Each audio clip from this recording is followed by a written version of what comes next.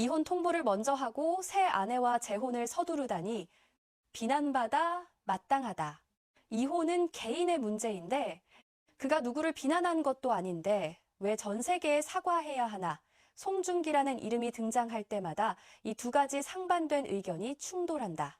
한쪽은 그를 최악의 남편으로 보고 다른 한쪽은 네티즌들에게 지나치게 공격당하는 한류 스타라고 부른다. 오늘 우리는 송중기에 대해 이야기하려고 한다. 1985년생 배우로 성균관 스캔들로 주목받았고 태양의 후예로 아시아 전역에서 폭발적인 인기를 얻었으며 빈센조와 재벌집 막내 아들로 다시 한번 화제를 모았다. 그러나 그의 이름에는 항상 꿈같은 이혼, 번개, 재혼, 아내를 위한 오후 10시 규칙, 제3자, 루머, 서양인 아내, 임신 전, 결혼 등의 표현이 따라다닌다. 이 글에서 우리는 욕설을 하지 않고 안티팬과 팬 양쪽의 관점에서 송중기를 바라보며 누가 지나쳤는지, 누가 옳은지, 그리고 무엇이 단지 루머인지 알아볼 것이다.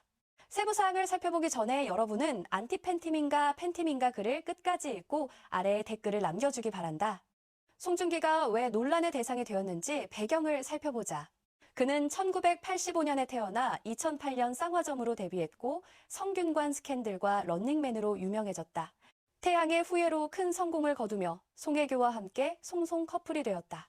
이후 빈센조와 재벌집 막내 아들로 재능 있고 깨끗하며 스캔들 없는 이미지를 유지했다.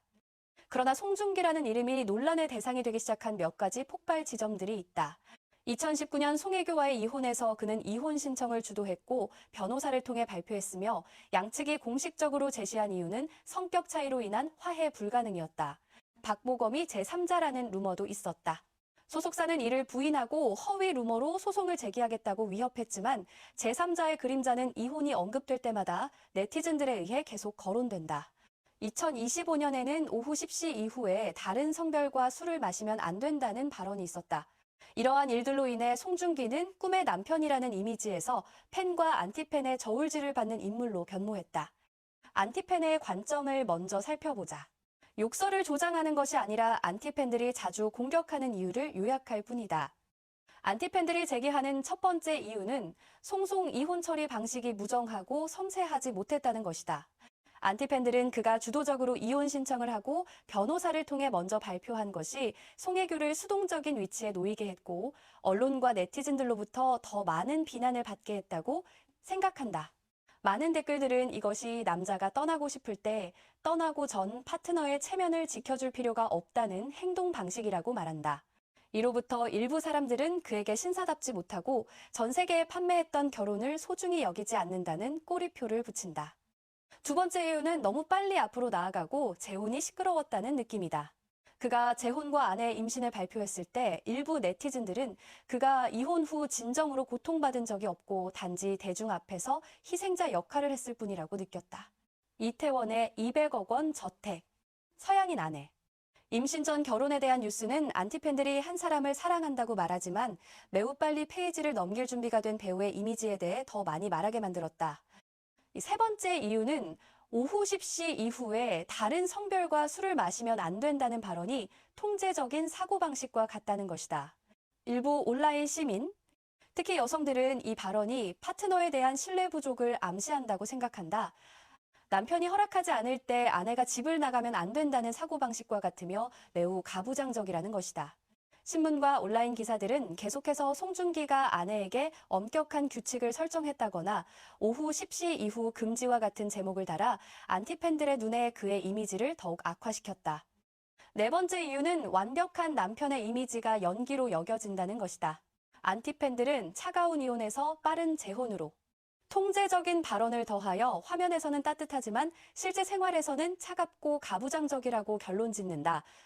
일부 사람들은 심지어 송혜교의 팬이 되어 송중기에 대한 모든 새로운 뉴스를 잘못이 그에게 있다는 증거를 보완하는 데 사용한다. 요약하자면 안티팬에게 송중기는 화면에서 로맨스에 대해 매우 잘 이야기하지만 실제 생활에서는 사랑과 결혼을 차갑고 이기적으로 처리하는 모델이다. 이제 팬들의 관점에서 각 포인트를 다시 살펴보자. 첫 번째 이유에 대한 팬들의 반박은 이혼 문제가 사생활이며 누구도 대중에게 자세한 보고서를 비치지 않았다는 것이다. 팬들은 양측 모두 성격 차이에 대한 성명을 발표했으며 어느 쪽도 다른 쪽을 불륜, 폭력 또는 도덕적 잘못으로 고발하지 않았다고 강조한다. 송중기가 먼저 신청하고 변호사를 통해 말한 것은 정상적인 법적 절차이며 그가 악하거나 배신했다는 것을 증명하지 않는다. 이혼은 원래 아무도 노출하고 싶지 않은 것이다. 그는 또한 언론이 누구도 비난하지 말고 악의적으로 추측하지 말라고 강조했지만 이 부분은 센세이셔널한 헤드라인보다 덜 공유됐다. 두 번째 이유에 대한 팬들의 반박은 빠른 재혼이 잘못인가 하는 것이다. 팬들은 직설적으로 말한다. 2019년 이혼, 2023년 재혼으로 4년은 성인이 계속 나아가기에 충분히 긴 시간이다. 그는 새로운 행복을 찾을 권리가 있고 아버지가 될 권리가 있다. KT가 결혼 발표 시 임신한 것은 부당하다는 의미가 아니다. 한국에서는 많은 커플들이 현재 결혼하고 출산을 가깝게 하는데 이것은 법을 위반하지도 도덕에 어긋나지도 않는다. 세 번째 이유에 대한 팬들의 반박은 오후 10시 이후에 다른 성별과 술을 마시면 안 된다는 말이 개인적인 경계이지 전체 사회에 대한 법이 아니라는 것이다. 전체 토크쇼를 본다면 그 전에 송중기는 아내가 다른 성별의 친구를 만나는 것에 대해 크게 신경 쓰지 않는다고 말했다. 오후 10시까지 밀려났을 때만 그 시간에는 만날 이유가 더 이상 없다고 말했다. 팬들은 이것을 관계에서의 개인적인 경계로 본다. 모든 커플은 그들이 편안한 것과 불편한 것이 있다. 그 발언은 또한 재미있는 토크쇼의 맥락에 놓여 있고 영화 홍보가 있기 때문에 팬들은 이것을 프로그램을 위한 약간의 과장된 연기로 보며 여성을 통제하는 선언문이 아니다. 네 번째 이유에 대한 팬들의 반박은 실제 생활에서의 이미지가 단지 로맨스에 관한 것이 아니라는 것이다. 팬들은 송중기가 전문적이고 근면하며 지각이 적고 스태프와 공동 출연자를 존중하는 태도로 칭찬받는다고 상기시킨다. 그를 둘러싼 논란은 주로 개인 생활인 이혼, 재혼, 결혼에 대한 견해의지 법을 위반하거나 폭력, 약물, 탈세 혐의에 연루된 것이 아니다. 박보검이 제3자라는 루머도 두 사람의 소속사가 부인하고 법적 조치를 취할 것이라고 발표했다. 팬들은 계속 언급하는 것이 세 사람 모두에게 불공평하다고 생각한다.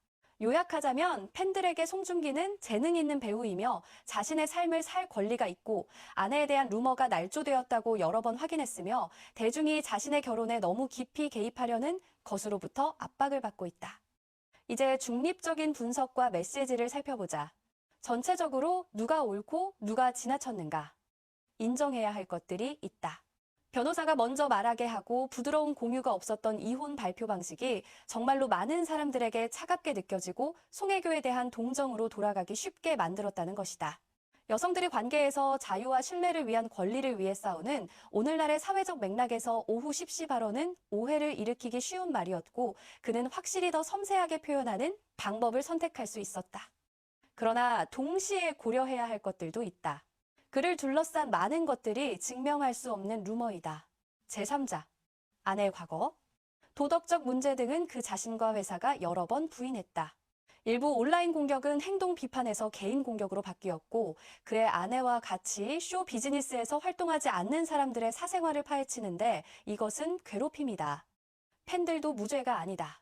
반대편에서 일부 팬들은 맹목적으로 변호하며 누군가 질문을 하거나 그의 처리가 약간 무정했다고 말하면 공격받고 안티로 낙인 찍힌다.